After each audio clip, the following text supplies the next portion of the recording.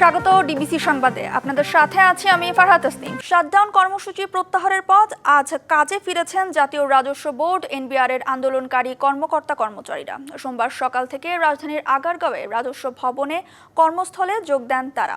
সেবা নিতেও আসছেন অনেকে। এনবিআর চেয়ারম্যানের অপসারণ সহ বিভিন্ন দাবি আদায়ে কর্মকর্তা কর্মচারীদের 2 দিনের কমপ্লিট শাটডাউনে অচলাবস্থা দেখা দেয় এনবিআরে।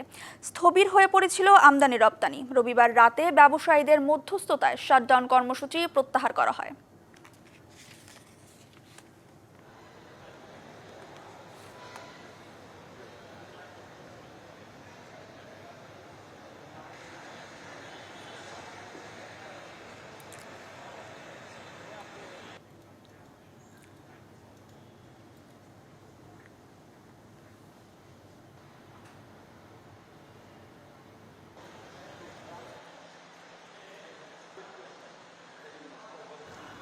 রাজধানীর আগারগাঁওয়ের রাজস্ব ভবনে কথা বলছেন জাতীয় রাজস্ব বোর্ডের চেয়ারম্যান। সরাসরি চলে যাচ্ছি সেখানে। করেছে যে মাঝখানে কর্মবিরতি ছিল সেটা প্রত্যাহার করে, এটা আপনারা সবাই জেনেছেন। এতে আমি মনে করি যে সবার মধ্যে একটা স্বস্তি বিরাজ করছে, বিশেষ করে আমাদের ব্যবসায়ীদের মধ্যে এবং নীতি নির্ধারকদের মধ্যে। সব দিক থেকেই এটা একটা স্বস্তির খবর। আজকে আমাদের সারা দেশের সবগুলো দপ্তর সংস্থাই সকাল থেকেই কাজ করছে, সম্পূর্ণ উপস্থিতি আছে। Chittagong custom house, Dhaka custom house, Mongla custom house, Benapole custom house এবং সবগুলো আইসিডি যেগুলো আছে, শুল্ক স্টেশনগুলো, ট্যাক্স অফিসগুলো, ভ্যাটের দপ্তরগুলো সবাই কাজ করছে। যেহেতু আজকে 30 তারিখ, 30 তারিখে আমাদের একটা বড় ড্রাইভ থাকে, যেই রেভিনিউগুলো পাইপলাইনে আছে সেগুলোকে ট্রেজারিতে নিয়ে আসার একটা ক্রমাগত চেষ্টা থাকে। তো সেই চেষ্টাটা চলছে। আমাদের মেম্বার মহোদয়গণ তারাও নিবিড়ভাবে এই কার্যক্রমটা পর্যবেক্ষণ করছেন, আমাদের কমিশনারদের সাথে কথা বলছেন, তারাও রিপোর্ট করছেন লিখিতভাবে প্রতিদিন কত আদায় হলো।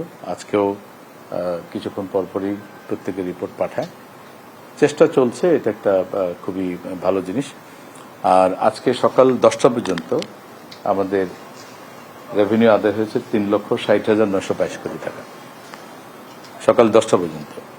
তো যেটা হয় যে আজকে যেগুলো ট্রেজারিতে জমা হবে সেটার রিপোর্ট হয়তো আমরা কালকে পাবো। এর বাইরে আমাদের কিছু বিশেষ করে গভর্নমেন্ট প্রজেক্টগুলোতে যেটা যেই ট্যাক্স এবং ভ্যাট যেটা বিল থেকে যেটা আদায় হয় সেটার একটু সমন্বয়ের জন্য কিছু সময় লাগে।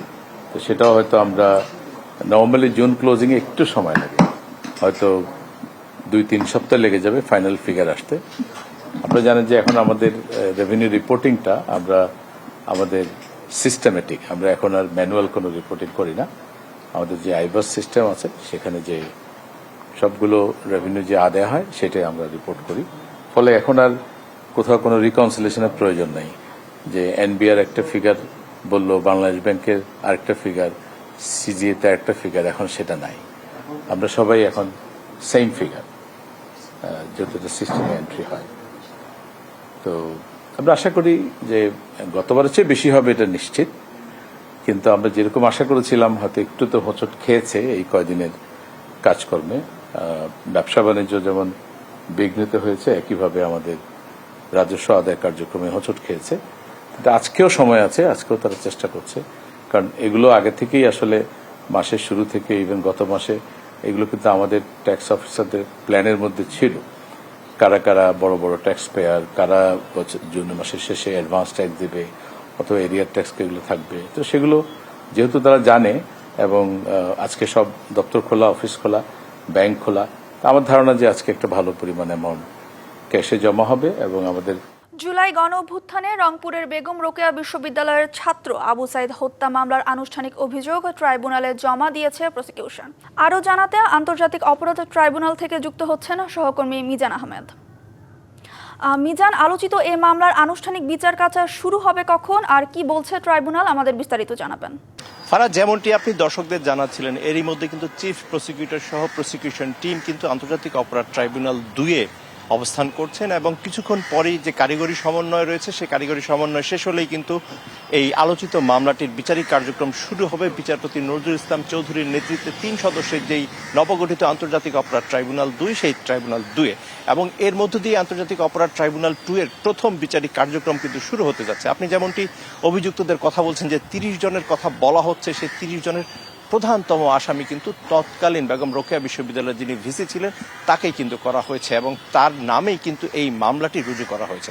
এর পাশাপাশি আরেকটি তথ্য আপনার মাধ্যমে দিতে চাই যে ওই সময় 16 জুলাইয়ের যেই আবু সাইদকে রাবার বুলেট ছোড়ার যেই ভিডিও ফুটেজটি, সেই ভিডিও ফুটেজটি কিন্তু আজকে শুরুতেই প্রদর্শন করা হবে এবং এই মামলাটি এতই গুরুত্বপূর্ণ যে মামলাটিকে কিন্তু ধারণ করে রাখছে রাষ্ট্রপক্ষ এবং সেই ধারণ কার্যক্রমের অংশ হিসেবেই কিন্তু প্রযুক্তিগত যে বিশেষজ্ঞরা রয়েছেন বা সহকর্মীরা রয়েছেন তারা কিন্তু সেই কাজটি করছেন এবং এই প্রথমেই কিন্তু সেই ভিডিও ফুটেজটি প্রদর্শন করা হবে। সেই ভিডিও ফুটেজটি প্রদর্শন করার পর কিন্তু রাষ্ট্রপক্ষে চিফ প্রসিকিউটর তার আনুষ্ঠানিক বক্তব্য উপস্থাপন করবে। যে আনুষ্ঠানিক বক্তব্যে তিনি যেই বিষয়গুলো তুলে ধরবেন তার কিছুটা যেমনটি আমরা আলোচনার মাধ্যমে যতটুকু আজ পেয়েছি তা হচ্ছে যে আবু সাইদের হত্যাকাণ্ড ছিল জুলাই আগস্টে সংঘটিত যতগুলো মানবতাবিরোধী অপরাধ তার মধ্যে সবচেয়ে উল্লেখযোগ্য হত্যাকাণ্ড, যার কারণে আবু সাইদ হত্যাকে বলা হয় জুলাই গণহত্যার প্রতীক আবু সাইদ এবং সেক্ষেত্রে সেই প্রেক্ষাপটগুলো তুলে ধরে তিনি তার যেই তদন্তে যেই প্রাপ্তি সেই প্রাপ্তিগুলো কিন্তু আদালতের কাছে তুলে ধরবেন এবং সেক্ষেত্রে রাষ্ট্রপক্ষের যেই অভিযোগ সেই অভিযোগগুলো কিন্তু আজকে আমলে নেওয়া হবে। আমলে নেওয়া হওয়ার পরে কিন্তু ট্রাইব্যুনাল 2 এর পক্ষ থেকে পরবর্তী নির্দেশনা দেওয়া দেবে। তো এই ছিল সবশেষ তথ্য। ফিরে যাচ্ছি স্টুডিওতে আপনার কাছে, সামনে আরও কোনো তথ্য আসলে আপনার মাধ্যমে তার দর্শককে জানিয়ে দেবেন। ধন্যবাদ মিজান। এ বছরের মধ্যে বাতাসে ধুলোর পরিমাণ কমিয়ে আনা হবে এমন প্রতিশ্রুতি দিলেন পরিবেশ উপদেষ্টা সৈয়দা রিজওয়ানা হাসান। বলেন রাজধানীর দূষণ কমাতে শীতের আগেই দেশ শেষ হবে সড়ক সংস্কার কাজ। সকালে সচিবালয়ে চীনের একটি প্রতিনিধি দলের সাথে বৈঠকের পর উপদেষ্টা জানান শব্দ ও বায়ু দূষণ রোধে চীন বেশ কিছু সুপারিশ করেছে। সে অনুযায়ী সমন্বিত কমিটির মাধ্যমে স্বল্প, মধ্যম ও দীর্ঘস্থায়ী ব্যবস্থা নেওয়া হবে। বায়ু দূষণ কমাতে রাজধানীতে মেয়াদ উত্তীর্ণ বাস তুলতে বিআরটিএ ব্যবস্থা নিতে সুপারিশের পাশাপাশি নতুন 250টি বাস কেনার অনুমোদন পাওয়ার কথা জানান উপদেষ্টা।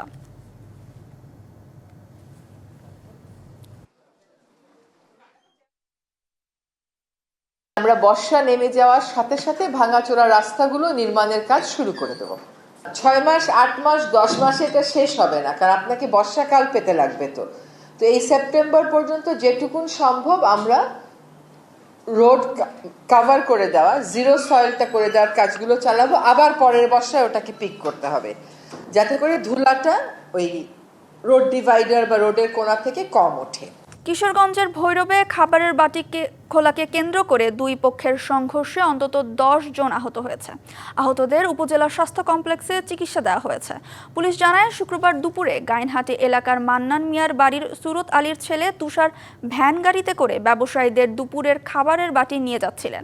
এর সময় ভুইয়াবাড়ির সুজন মিয়ার ছেলে আসিফ বাটি খুলতে দেখতে চায়। এতে তুষার বাধা দিলে এই নিয়ে 2 জনের মধ্যে হাতাহাতি হয়। বিষয়টি এলাকার গণ্যমান্য ব্যক্তিরা ওই দিনই সমাধান করে দেন, কিন্তু মান্নান মিয়ার বাড়ির পক্ষ থেকে ওই সমাধান না মেনে রবিবার রাতে ভুইয়াবাড়ির লোকজনের সাথে সংঘর্ষে জড়ায়। এ সময় উভয় পক্ষই ইট পাটকেল ও দেশীয় অস্ত্র নিয়ে একদল আরেক দলের উপর ঝাঁপিয়ে পড়ে। এতে উভয় পক্ষেরই অন্তত 10 জন আহত হয়।